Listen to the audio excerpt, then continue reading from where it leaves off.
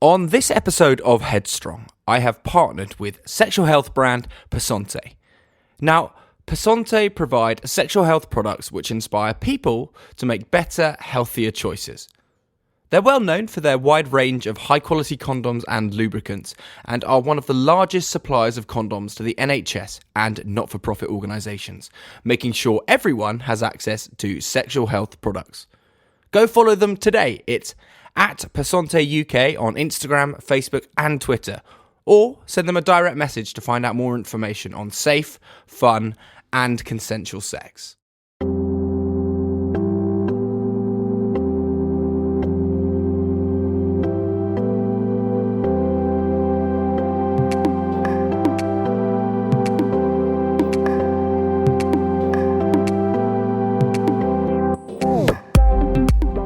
Hello and welcome to Headstrong. My name is Louis Strong and I host this podcast. Headstrong is a podcast where I sit down with a variety of individuals in the public eye to talk to them about their lives and their careers, but notably their vulnerabilities and the times where they haven't always felt themselves and they felt like they've needed to reach out. And that is why I created Headstrong, not only to listen to some of the amazing guests that come on the show and learn a little bit more about them and their lives and their careers, but for my listener to use the podcast as a tool and potentially use it for a time of self-reflection in whatever way that might be interpreted. Now, this week's guest on Headstrong is the magnificent and the wonderful Heidi N Closet from RuPaul's Drag Race Season 12. I sat down with Heidi to have a chat about her time on the show, as well as her new song that's just come out, called Gap, available on YouTube and all your music streaming platforms. Additionally, I had a chat about Heidi's time at school and how that was extremely isolating and where music actually fitted in. So I really hope you enjoy this episode. Hello! Hi! I'm Louis, lovely to meet you. It's so nice to meet you. Meet you, I suppose. What this is the best we can do. How are we doing? Where are you? Where do I find you at the moment? Well, right now I am in West Hollywood, California, living my best life. I moved here 6 months ago from a little North Carolina. So, yeah, I'm just doing my best, living life to the fullest as I can in quarantine days. Of course, the quarantine days. Big transition, as you say, just over 6 months ago that you did move. But we are chatting at the time of a very exciting opportunity. We're chatting on the day of the release of the music video of your new song, which is... already seen it. Hilarious. And I loved it. Yes, of course I love it. Absolutely adore it. Now, I have to ask you, what is your inspiration behind said music? Actually, the inspiration is my fans inspired me for this because actually I was on my Instagram Live just talking nonsense like I tend to do. And WAP came on in the background, and then I started joking with my fans, and they were like, "What if you did a song?" I was like, "Oh my god, yeah, da-da-da-da." And then it kind of just spiraled out, and I was like, you know what? Why not? Let's do it. Let's go for it. Who else can do it? Who else could do this? Who else could make a painting pop called Gap? Who? I don't know anyone else that could do it, so I did it. Microphone drop. Mm-hmm. Oh, brilliant! Now I've got to ask you the question then. Where does music fit into your life then? How much of a part is music of your life? Music's always, I honestly never thought I would be doing music, but music has always had a special connection to me. Whether it was, some of my oldest memories was me being a very young child in the backseat of the car where my grandma would be driving us to wherever we were going. And she would always be playing like old school, like divas like Aretha Franklin and Diana Ross and Shaka Khan and all those things. And those are some of my fondest memories. And so I always have that, like, that is tied to those fondest memories. So music's always been there for me. And I've always like found solace in music as well. Like growing up, I was very to myself a lot. So it was either music or video games growing up. So music's always been a special thing for me. Yeah, we got Diana Ross over here and we got Heidi N Closet over here. Absolutely. but you've never seen them in the room at the same time. No. Hey, someone's got to ask the question though. Brilliant. Now let's delve, if we can, I want to delve a little deeper into yourself and growing up and that inspiration, because as you were saying there, you grew up with your grandmother. Now, how important was her influence? Obviously, was it her influence that led you towards your adoration of music? She probably had a really big influence with it. Also because growing up, I was in this little singing duet with my older sister, who is Corey. We sang a lot as well. And my grandmother was the one who really like pushed us to do that. So yeah, so she really had a really big influence on my love for what is music. And like, yeah, so she definitely had a big influence on that. Were you in the choir? I was in the choir as well. I was in we sang a lot. I was in the choir. I was in a duet with my sister, and then we were on the praise team as well. It was a lot of singing going on, surprisingly. And the thing is, I loved music, but I never liked singing because I was always the background for my sister. My sister was the lead vocalist, and I was always her background, basically. So I was like, I don't even like singing. Okay, so if your sister ever did give you the opportunity, then what was your go-to number one song that you're going to go there and you're going to be right? I'm lead vocalist. I'm taking the reins here. Oh, I never had the opportunity, so. And if you do want the opportunity, everybody go check the song out now. Absolutely. Now you finally get to hear me as the lead vocalist, as on Gap. GAP. Yes. Yeah. Okay. Now, on Headstrong, my podcast, what I tend to do is I explore not only kind of your lives and careers and what's going on currently in the world and what's going on in your life, but I tend to look at times when you've also felt vulnerable yourself. So, if it's okay, I wanted to explore a few things and see if we can have a chat about a few things about that. Now, sure. Growing up, what is always a challenge for any individual, and you know that is a time for lessons to be learned, and it's a time for exploration. Now, what was it in terms of reflecting on school and how you fitted in that led you to find your community and your friends? Well, I didn't really ever fit in at school. I was one of very few people who were out in high school. But I found a place where I felt safe and belonged in when I started doing dance. And I was part of the dance company at my high school. And that's when I really started to come into my own and find where I belonged and not feel as vulnerable at all the times and felt like I actually fit in somewhere. So thank you, Catalyst Dance Company, and Britt Allen. Britt Allen, who is also actually now one of my best friends, was my dance teacher back then. But yeah, I really have to thank her and the Catalyst Dance Company for allowing me to find a safe space and really be able to flourish and become who I am today. Before we do talk about school and potentially some issues going on there, so would you say that you use dance as an opportunity to express yourself then? 100%. It was always a way for me to let my guard down because I am a person who at times can have a mask up to protect myself and like have like a outer exterior shell to keep myself protected. And performing, whether it's dancing, singing, or whatever kind of performance, drag, it is a chance for me to let that guard down and just be me with no worries. So yeah. When was it then that you first realized that you knew inside yourself that this is what you wanted to pursue then? I've known that I wanted to be a performer for a very, very long time. Very young age. I think I was like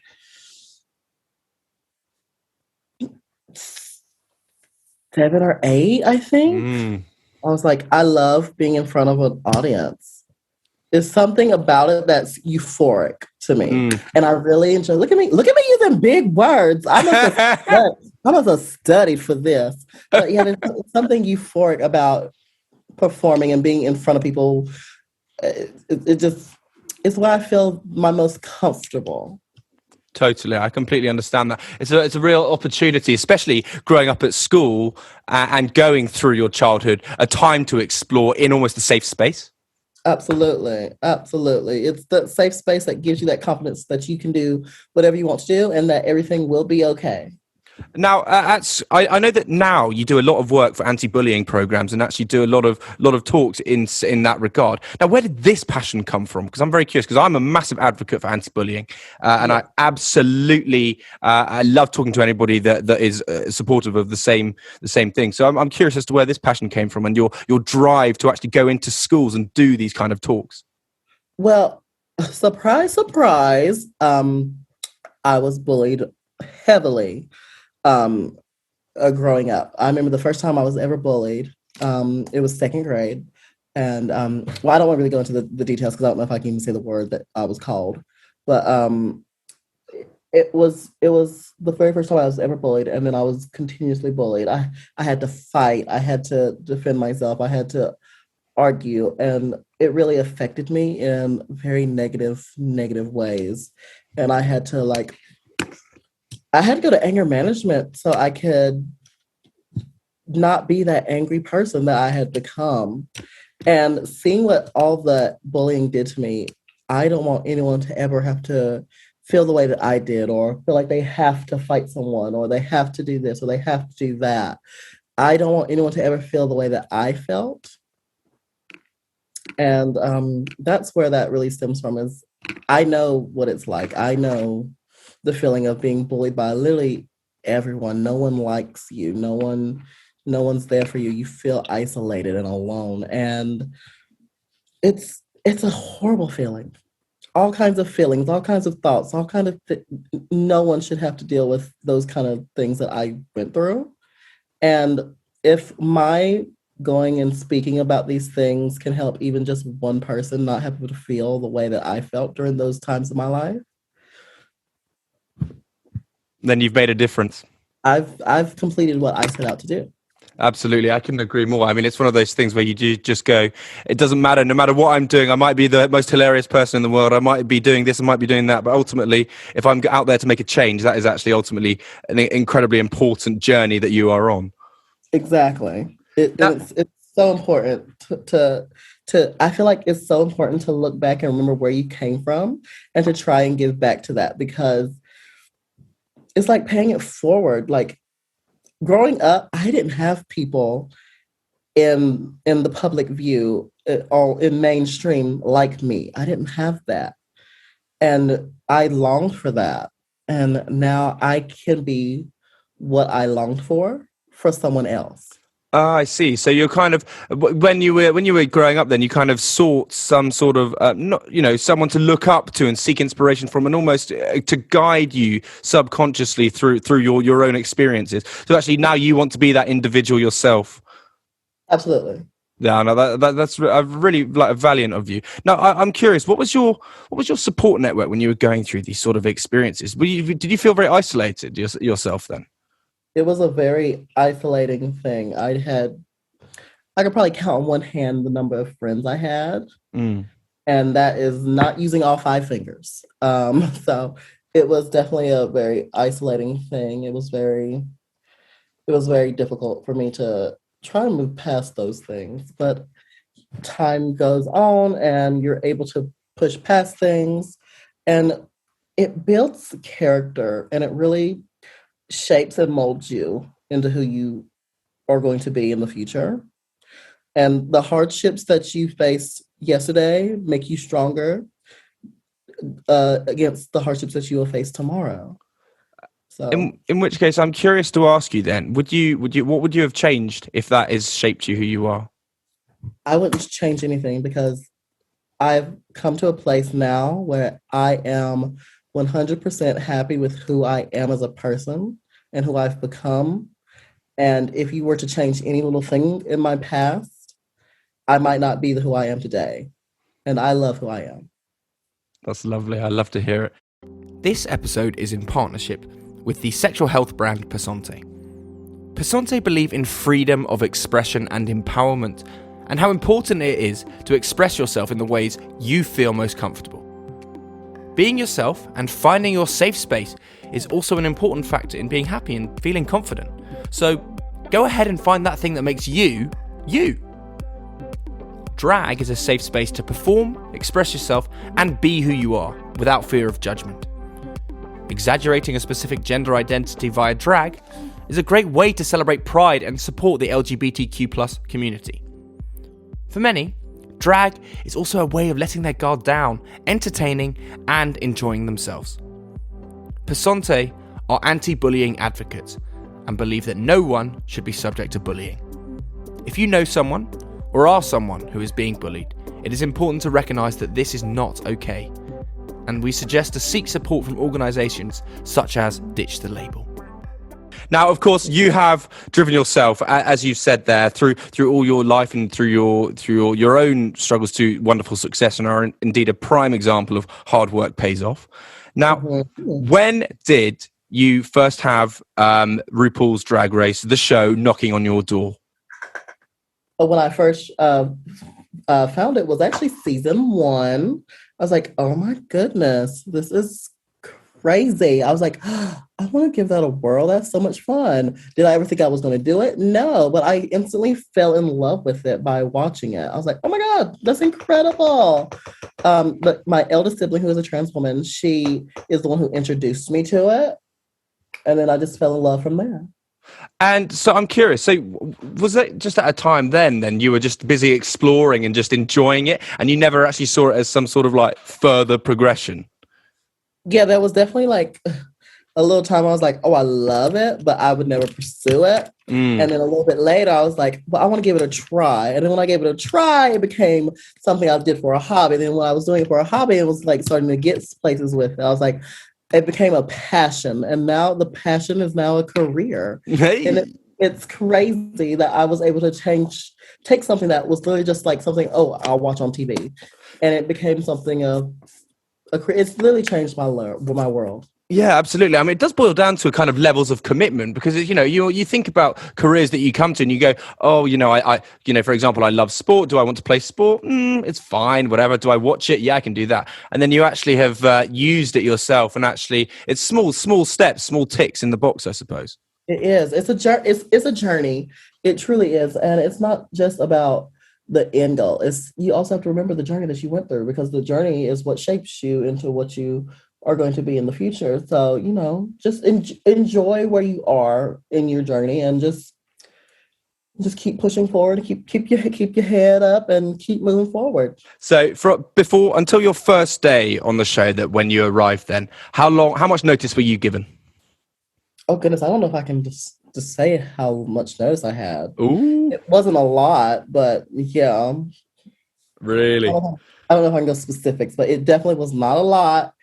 I definitely wish it had been longer, but hey, I'm pretty sure it was equal to what past seasons had gotten. So yeah, sure. I can't be like, well, so no, of course.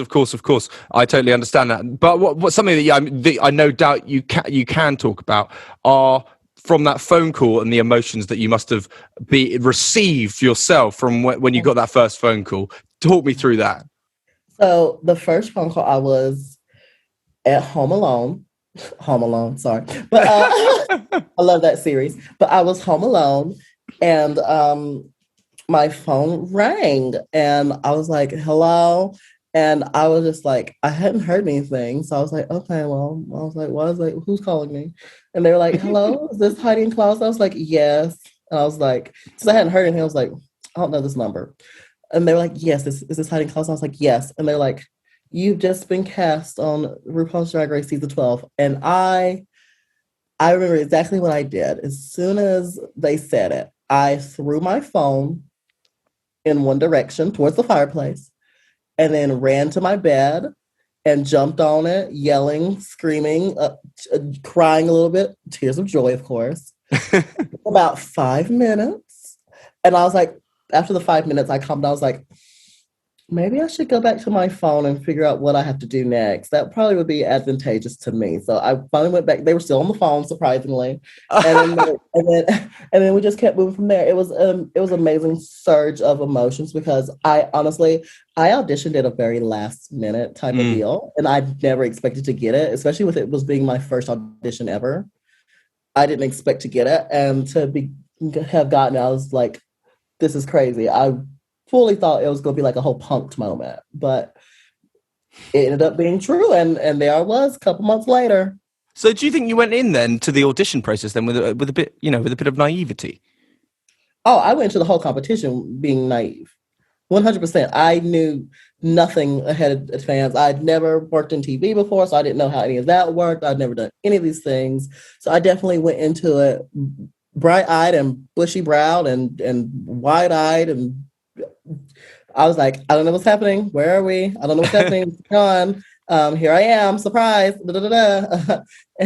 I remember getting all at the airport. I was like, I hope I don't get kidnapped. This could be just one big joke. Well, I suppose at least with that sort of like approach, though, at least that makes the whole experience far more authentic. And you're not expecting something, and you're not going in with any. I don't want to say. Emotions. Yeah, exactly. But I suppose there must have been some sort of apprehension then for you. Oh, 100%. I was like, this is scary because I had never gotten on a plane before, and my first Really. my first time ever getting on a plane was to go film Drag Race. I was like, oh my goodness. So how long was that flight? It was from, well, the first flight was from North Carolina to Georgia, which is only like a 45-minute flight, which was fine. It was very smooth, whatever. I was okay with that one. And it was like a 4.5 flight from Georgia to California. And I remember on that one, I hit my very first bit of turbulence. Oh my word. And I freaked out. I was like, I just wanted to be on TV, and I'm about to go down, and we're going down. And I thought it was over. I thought I'd never experienced turbulence before, so I thought I was a goner. I was like, well, all I wanted was to be on TV, and here I go. Okay, cool. Oh my word! I can't believe that. How are you okay with it now? I'm okay with planes now. Yes, thank goodness. I've learned to ride them. Yes, quite literally. Literally. Now, since you were involved in the show, I know that you have committed to some wonderful things. But this has also happened at during a time that's brought many questions of the world, and particularly over stateside as well. And also, actually, said questions have also come over to the UK. And I wanted to notably touch on the BLM movement, because you've been openly vocal about this. Now, yes. Instead of discussing it necessarily like that, what can we do actually to continue the conversation and continue the movement? To continue the movement is to not forget and always continue willing to be open to talk about it. It needs to be talked about. That's the thing. This is something that should have been talked about decades ago. People of color have been being killed and being discriminated against for decades, even after slavery was abolished. And this should have been addressed long before this. I'm happy that it's finally a part of the conversation and finally getting the light shined on it that it needed. It's discouraging that it took so long, but the fact that it is progressing is enough. So just being able to have the conversation and talk about it, because the thing is that if you're able to have the conversation, you're able to open up someone's point of view. You're not trying. It's not me saying something to someone. Isn't me trying to change who they are or their beliefs or anything. It's me trying to open up their mind to see a perspective that just may not be of their own. And if they can open up their perspective, they can see what someone's standpoint or someone's life is. And it might be able to make them understand all the things that people have gone through the years. And it could change something in them. It can. And it would at least allow them to grow from it. And I suppose it also boils down to another addition of the importance of education and how important it is to actually understand that this needs to be in education, be that in school or indeed actually via the media, because it's something that's overlooked completely. Absolutely. They say, what's that saying? That saying is history is written by the victors, which means not the full story is being told. And the thing is, for us to be able to get past all the systemic racism that's going on in the world and all these things, the whole story needs to be told. So everything needs to be out in the open. Everything needs to be said. Everything needs to be done. Everything needs to be 100% seen. And I think that in itself would be helpful. Now, I've got to ask you, moving on from this then, what is the ultimate goal for you? What is your goal? Because we're talking now with your new song coming out, and I want to know what your future goals are. My future goals. Oh my goodness, And be that professional or personal. There's so many. There's so many goals. One, I just want to continue growing my career and really pushing myself forward to be the best version of me. Really, that's probably the number one thing is I want to be the best me I can possibly be. I feel like that should be everyone's end goal, is to be the best you. And that's what my plan is to continue doing that. And whether it's working on more career stuff or more personal life things, just be the best Heidi N Closet. Mm-hmm. Absolutely. Now, this is a question that I ask every single one of my guests. What does the word headstrong mean to you? Headstrong. Headstrong means to me someone who they are, what's the word I'm looking for? Not direct. It's they know what they're doing. They know what they want. They know what they're trying to do. And they're headed in that direction, and they're not going to let anything stop them. To me, that's what headstrong is. And I feel like a lot of us have to be headstrong because in life you have to fight for what you want. Some people get stuff handed to them, but most people you have to fight for what you want. So you have to be headstrong to keep pushing and keep fighting to get what you want and what you deserve and what you believe in. And that to me is headstrong. Do you grow to be headstrong, or are you born headstrong? I think it can vary. Some people are soft-hearted and they have to learn to be strong. They have to learn how to be headstrong. It's something that can be learned, but some people are just born with it. And that's just life. There's many things that we all have to learn that not everyone else has to learn. Being headstrong can be one thing that some people learn and some people just have it naturally. And Heidi's got it. Heidi has got it. I've learned it because I definitely haven't always been headstrong, but I learned it for sure. I mean, when you were at a time when you weren't headstrong, then what makes you and what drives you? You know, when you're having a bad day and you are feeling self-conscious, you're feeling upset or down. What is your drive? My drive, when I'm feeling down, my drive is first grab something to eat because that always helps.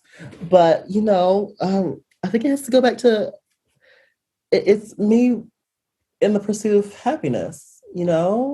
All I really want in life is to be happy and be the best me, and that's just it. Like when I'm down, I'm like, yeah, I can be down for a little bit. Yeah, I can be in my emotions for a little bit. But also I have to remember that I have to get up and keep pushing forward. And at the end of the day, I want to live my life for me and be happy with who I am and what I'm doing. So it's definitely happiness and the pursuit of it is always what's pushing me going and moving and doing and stuff. I want to be happy. I'm not going to say I was poor growing up, but definitely we were not, we definitely didn't have money. So I want to be happy. I want to be able to live my life happy. And today is a day that you so should be happy because it is the day that your music video has come out. And boy, is it. That Getaway Please music video has come out and people are living for it. And it was such a joy filming it as well. I just love the colors, actually. That's what I love the vibrancy and everything that's going on about it. So congratulations. It's like me, vibrant. Absolutely. Everybody go check it out. It's on YouTube. The music is out elsewhere as well. Heidi, thank you so much. Lovely to chat to you. It's been an absolute pleasure to meet you. Incredible chatting with you. Oh my goodness. Such an amazing time. I really enjoyed it. Lots of love, and I wish you all the best in the future and stay headstrong. Thank you, and so do you. Mwah! Pasante products are available for free via the NHS or can be bought online at an affordable price. They ensure their products meet the highest safety standards so that everyone can enjoy sex. But lastly, and seriously, they believe in consent. So whoever with, whenever, and however you have sex, make sure it is safe and consensual. Remember, practice safer sex and always wear a condom. Go ahead and check Passante out at Passante UK on socials. And that is it for this episode of Headstrong with Heidi N Closet. Thank you very much to Heidi for coming onto the show, and thank you to Heidi's publicist team for helping facilitate that. Now, if you did enjoy the show, feel free to share it on your socials. Feel free to follow us on our socials at Headstrong Podcast. If you did enjoy it as well, feel free to leave a review and indeed follow the podcast. Every little helps. I will see you on the next episode of Headstrong, and all that's left for me to say is stay safe and stay headstrong.